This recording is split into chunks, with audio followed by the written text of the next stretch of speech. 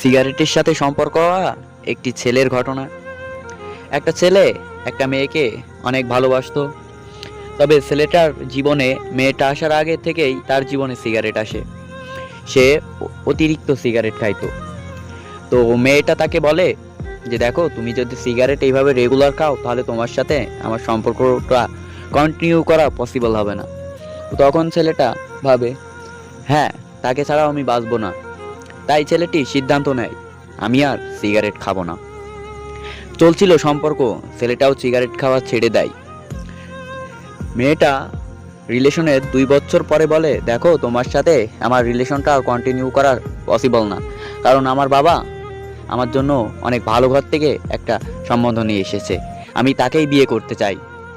তখন ছেলেটা মেয়েটাকে অনেক বোঝায়, কিন্তু মেয়েটা বোঝে না। ছেলেটার সাথে সব সম্পর্ক ত্যাগ করে মেয়েটি চলে যায়। পরে ছেলেটা কাঁদতে কাঁদতে এসে একটা দোকান থেকে একটা সিগারেট কেনে।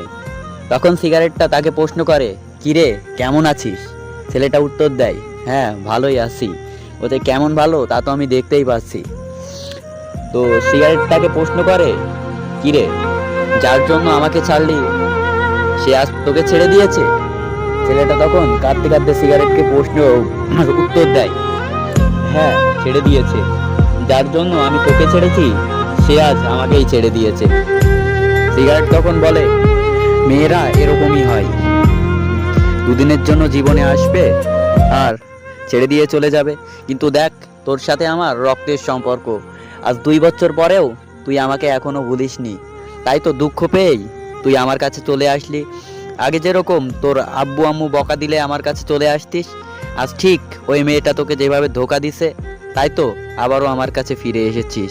এখন তুই কি চাস বল, আমাকে নাকি নতুন কোনো বেঈমান মেয়েকে যে তোকে আবারও ছেড়ে দিয়ে চলে যাবে?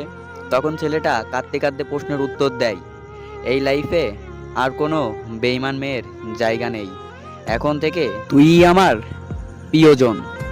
তাই তো আমি সকল ভাইদেরকে বলছি, কোনো বেঈমান মেয়ের জন্য আপনার লাইফে আসা সিগারেটকে ভুললেন না, কারণ সিগারেটই পারে ছেলেদের সব দুঃখ ভুলিয়ে রাখতে।